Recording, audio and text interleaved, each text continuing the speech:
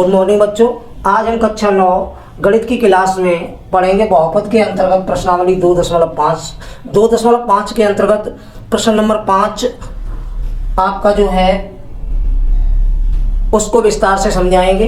प्रश्न नंबर 5 में पहला भाग जो दे रहा है, बहुपद दे रहा है 4x² plus 9y² plus 16z² plus 12xy minus 24yz minus 16xz। तो बच्चों ये प्रश्न जो है आपका इसी सूत्र पर आधारित है, जो सूत्र a प्लस बी प्लस सी का होल स्क्वायर बराबर a² plus b² plus c² plus 2ab plus 2bc plus 2ca। ये जो आपका बहुपद दिया गया है इस रूप में लिखा हुआ है बच्चों, हमें इस रूप में बनाना है। तो इसके लिए हम देखते हैं कि इसमें हमारे सभी प्लस में हैं, इसमें यहाँ तक तो प्लस है, लेकिन ये जो दोनों हैं माइनस के हैं। तो हम ये देखते हैं इन दोनों में जो उभयनिष्ठ चीज़ है वो z है, यानी कि z वाला जो गुणांक है वो हमारा माइनस का है। तो हम इसे इस प्रकार लिख सकते हैं कि ये 4x² को हम लिख सकते हैं 2x का स्क्वायर प्लस 9y² को हम लिख सकते हैं 3y का स्क्वायर और प्लस 16z² को लिख सकते हैं बच्चों 4z²। लेकिन जब कोई संख्या ऋणात्मक होती है तो उसका वर्ग धनात्मक हो जाता है। तो हमने यहाँ से निश्चय कर लिया है कि जो y का गुणांक z का गुणांक था वो हमारा ऋणात्मक है, अतः ये -4z का यदि स्क्वायर लिख दें तो बात वही होगी। -4z का जब वर्ग करेंगे तो 16z² हो जाएगा। अब यहाँ चलते हैं तो बच्चों यहाँ देखते हैं कि 2ac लिखा है, यानी कि 2 गुणा पहला पद गुणा दूसरा पद, तो 2 तो निकाल ही देते हैं। गुणा पहला पद हमारा 2x है और दूसरा पद 3y है। तो बच्चों हम देखते हैं 3 दूनी 6 और 6 दूनी 12 हमारा हो गया है। इसी प्रकार इस पद को लिखते हैं तो प्लस का चिन्ह लगाते हैं और 2 गुणा दूसरी संख्या गुणा तीसरी संख्या, दूसरी संख्या हमारी 3y है और चौथी संख्या हमारी माइनस की 4z है। तो बच्चों हम देखते हैं प्लस माइनस का गुणा माइनस हो जाएगा, 4 तियाँ 12 दूनी 24 हो गया। अब चलते हैं अंतिम पद में, प्लस लेते हैं और 2 गुणा पहली संख्या और तीसरी संख्या होगी। तो पहली संख्या हमारी माइनस का 4z तीसरी संख्या है और गुणा पहली संख्या हमारी 2x है। तो हम देखते हैं कि 4 दूनी 8 दूनी 16 हो गया और प्लस माइनस का गुणा माइनस हो गया, अतः हमने इसे इस रूप में लिख दिया है बच्चों। तो अब यहाँ से निश्चित हो गया है कि ये हमारा जो है पहली संख्या धन दूसरी संख्या और प्लस माइनस 4z यानी कि तीसरी संख्या का होल वर्ग हो गया है। तो इस प्रकार बच्चों हमने देखा कि प्रश्न नंबर 5 में पहला जो खंड है आपका उसके जो गुणनखंड निकले हैं वो निकले हैं 2x plus 3y minus 4z का होल स्क्वायर।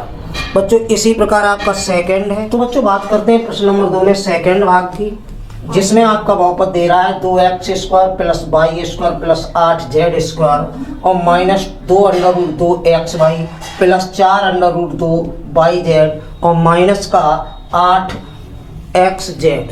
तो बच्चों ठीक इसी प्रकार लिखा गया है प्रश्न को, इस रूप में लिखा है, हमें इस रूप में लिखना है। तो हमें ये देखना है कि ये जो है 2x² को हम लिख सकते हैं बच्चों √2 का स्क्वायर, 2x का स्क्वायर और प्लस ये y का स्क्वायर, और ये जो है आपका बच्चों इसे हम 8 को लिख सकते हैं 2√2z का स्क्वायर।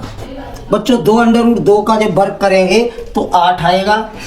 इसी प्रकार हम देखते हैं कि सूत्र में हमारा प्लस लगा है 2 गुणा पहली संख्या, यहाँ निश्चित ये करते हैं कि ऋणात्मक कौन संख्या होगी x y z में। तो देखते हैं हमारा यहाँ ऋणात्मक और यहाँ ऋणात्मक है, अगर इन दोनों में देखा जाए तो हमारा x वाला जो गुणांक है वो हमारा ऋणात्मक है, अतः इस संख्या को हम -2x का होल वर्ग करेंगे।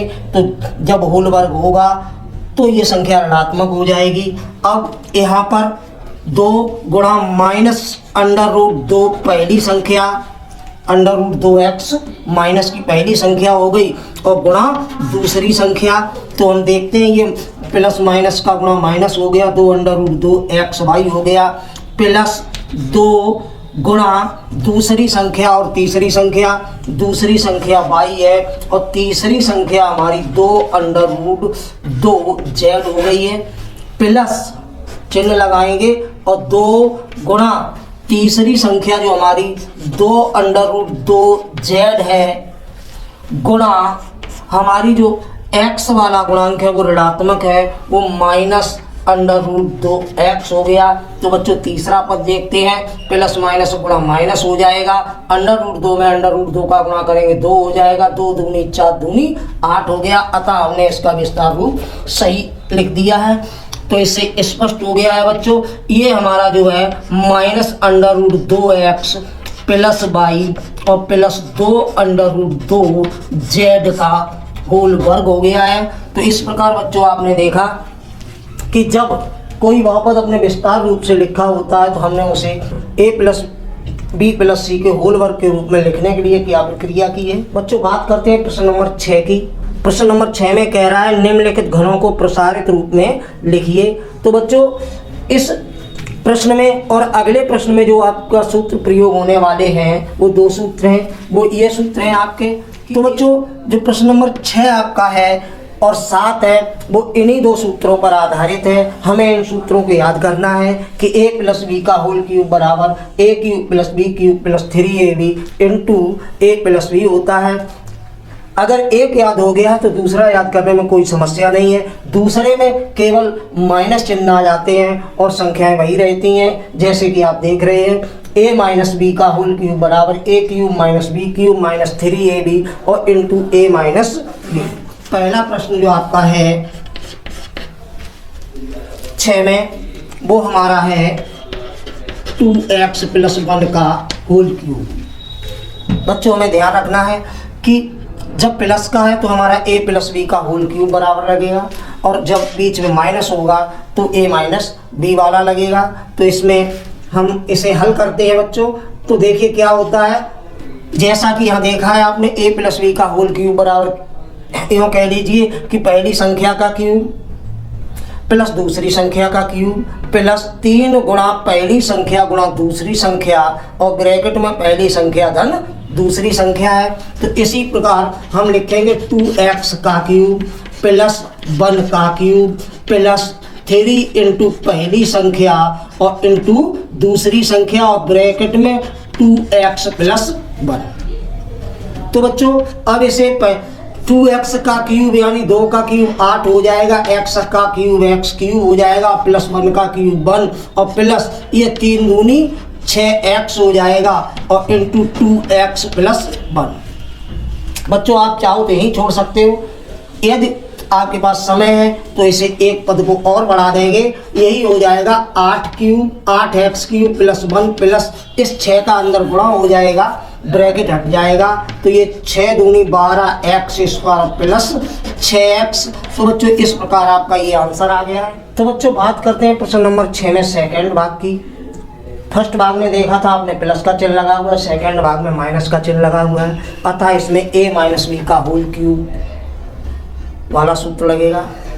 आपको करना कुछ नहीं है, करना वही है जो जैसे पहले में किया था। यहाँ केवल माइनस, इसमें प्लस चिन्ह था, इसमें माइनस चिन्ह आ जाएगा।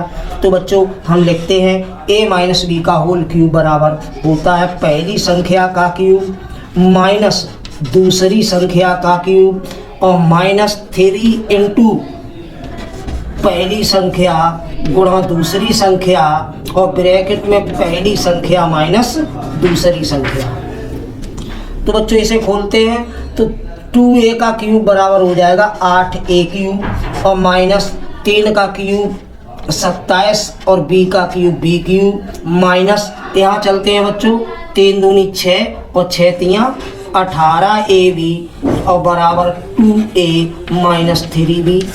बच्चों इस ब्रैकेट को हटा देंगे तो ये 8a³ - 27b³ और -18 दूनी 36ab और माइनस माइनस प्लस बच्चों 36a² होगा, क्योंकि 18 दूनी 36 और a का गुणा a में a² हो जाएगा।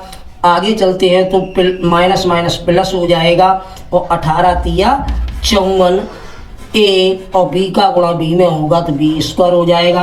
तो इस प्रकार बच्चों आपने प्रश्न नंबर 6 के 2 भाग देखे, जिनमें दोनों ही सूत्रों का प्रयोग हो चुका है आपका। ये पहला वाला a प्लस बी का होल क्यूब पर आधारित है, दूसरा वाला a माइनस बी के होल क्यूब पर आधारित है। इसी प्रकार आपके तीसरे और चौथे जो प्रश्न छूटे हैं इसके हैं वो आपको एक्सरसाइज तौर पर हल करने हैं। यदि कोई समस्या आती है तो आप हमें कमेंट करेंगे, हम उसका सॉल्यूशन अवश्य भेजेंगे। बच्चों बात करते हैं प्रश्न नंबर 7 की। तो जहाँ तक प्रश्न नंबर 7 की बात है उसमें भी यही दोनों सूत्र आपके प्रयोग आएंगे, a प्लस बी का होल क्यूब और a माइनस बी का होल क्यूब।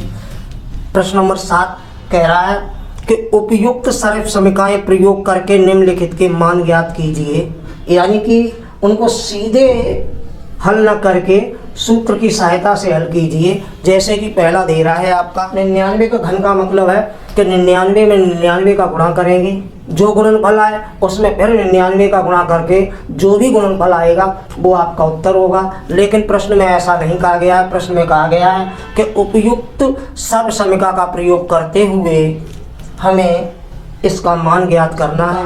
क्योंकि 99 जो है 100 से कम है, तो इसलिए हम इसे ऐसे 2 भागों में बांटेंगे जो हमारा सरलतम हो, और सरलतम तभी होगा जब ये 100 से कम है तो माइनस वाला लगा देंगे और 100 से अधिक है तो प्लस वाला लगा देंगे। तो बच्चों इसे हम इस प्रकार लिख सकते हैं 99 को 100 माइनस 1 का होल क्यूब। तो हमारी सूत्र बन गया है a माइनस बी का होल क्यूब। जैसा कि आप देख रहे हैं a माइनस बी का होल क्यूब बराबर होता है पहली संख्या का क्यूब माइनस दूसरी संख्या का क्यूब माइनस 3 गुणा पहली संख्या गुणा दूसरी संख्या और ब्रैकेट में पहली संख्या माइनस दूसरी संख्या। तो बच्चे ये 100 की घात 3 को हम लिख सकते हैं 1 में 0 6 माइनस 1 का क्यूब 1 माइनस 300 इंटू 100 माइनस 1। तो बच्चों हम आगे इसे लिख सकते हैं 1 पे 0 6 माइनस 1, इसका अंदर गुणा कर देंगे तो माइनस 300 में 100 का गुणा करेंगे तो 3 पे 0 4 आ जाएंगी और माइनस माइनस प्लस 300। तो इस प्रकार बच्चों हमने ये देखा कि हम जो संख्या है वो धनात्मक संख्या इकट्ठी करेंगे। तो बच्चों 10 लाख में 300 और जोड़ देंगे तो ये आपका आ जाएगा 10,03,000 और ये ऋणात्मक संख्याएं हम इकट्ठी करते हैं तो ये आ जाएंगी 30,001। इस प्रकार बच्चों हमने देखा कि ये धनात्मक ये ऋणात्मक है। अब हम घटा देंगे संख्या। तो इस प्रकार बच्चों इस संख्या में से ये संख्या घटा लेंगे तो हम देखते हैं यहाँ घटा के देखते हैं हमारी संख्या है ये और घटाना है हमें 1,0,0,0,3 इन्हें घटाना है बच्चों। तो यहाँ घटाते हैं 10 में से 1 जाएगा 9 बचेगा, यहाँ 9 रह जाएंगे और यहाँ 2 रह जाएंगे। यहाँ बच्चों 0 होगा और यहाँ 0 में से 3 जाएगा नहीं इसलिए हासिल लेंगे 10 में से 3 जाएंगे 7 बचेंगे और ये 9। तो इस प्रकार आपका जो उत्तर है वो 9,70,299 आ गया है। तो बच्चों इस प्रकार देखा हमने कि 99 का होल क्यूब हमने कैसे हल किया 99 का घन ज्ञात करने के लिए। जैसा कि प्रश्न में कहा गया था कि उपयुक्त सर्वसमीकरण का प्रयोग कीजिए तो हमने उसे सरलतम भाषा में 100 माइनस 1 लिख दिया है। बच्चों ये ध्यान रखना है कि हमें अगर 100 से कम है तो 100 माइनस करना है, अगर 100 से अधिक है तो 100 प्लस करना है, क्योंकि 100 का क्यूब निकालने में हमें परेशानी नहीं होगी। बच्चों बात करते हैं सेकंड भाग की। तो सेकंड भाग में संख्या दे रहा है आपका 102 का होल क्यूब, 102 का घन। बच्चों ध्यान रहे जैसा कि हमने बताया 100 से ज़्यादा संख्या है तो प्लस में और 100 से कम है तो माइनस में। 102 को हम ये लिख सकते हैं 100 प्लस 2 का होल क्यूब तो बच्चों जब प्लस वाली बात आ गई है तो हमारा a प्लस बी का होल क्यूब लगेगा, और a प्लस बी का होल क्यूब बराबर होता है a cube plus B cube plus 3ab into a plus B. तो उसी रूप में लिखने के लिए हमें क्या करना है कि पहले 100 का क्यूब प्लस दूसरी संख्या का क्यूब प्लस 3 गुणा पहली संख्या गुणा दूसरी संख्या और ब्रैकेट में पहली संख्या घन दूसरी संख्या। बच्चों 100 का क्यूब जो है आपका 100 का 100 में ही अगर गुणा करके जो गुणनफल आए उसमें फिर 100 का गुणा करते हैं तो वो प्राप्त होता है आपका 106 प्लस 2 का क्यूब 8 हो गया और प्लस 3 दूनी 6 में 100 का गुणा करेंगे 600 और 100 प्लस 2। तो बच्चों हमने ये देखा कि यहाँ तो यही लिखना है प्लस 8 प्लस 600 का अंदर गुणा कर दो तो 600 का 100 में गुणा करेंगे तो 6 पे 0 4 आ जाएंगी और प्लस 6 दूनी 1200 हो जाएगा। तो इस प्रकार बच्चों इन्हें जोड़ना है आपको, और जोड़ने पर आपका उत्तर जो आएगा आप इधर लिखकर भी जोड़ सकते हैं। तो इस प्रकार बच्चों इन संख्याओं को जोड़ने पर आपका उत्तर आएगा 10,61,208। आप इन संख्याओं को एक हाशिया पर जोड़कर भी देख सकते हैं। तो बच्चों इस प्रकार आपने प्रश्न नंबर 7 देखा। प्रश्न नंबर 7 में आपने 2 खंड देखे, तीसरा खंड आपके लिए है, उसमें 998 दे रहा है। बच्चों तीसरे खंड में हम थोड़ी चर्चा किए दे रहे हैं, संख्या दे रहा है 998 का होल क्यूब। आपको जब 998 है तो 1000 के पास संख्या है तो हम इसे 1000 माइनस 2 का होल क्यूब करके हल कर सकते हैं। बच्चों इसमें सर्वसंख्या आपकी a माइनस बी का होल क्यूब वाली लगेगी। आपको जैसे हमने 2 पार्ट करके दिखाएंगे एक्सरसाइज तौर पर, ये खंड आपके लिए है। इसे आप हल करेंगे। यदि कोई समस्या आती है तो हमें कमेंट करेंगे, हम उसका सॉल्यूशन अवश्य भेजेंगे।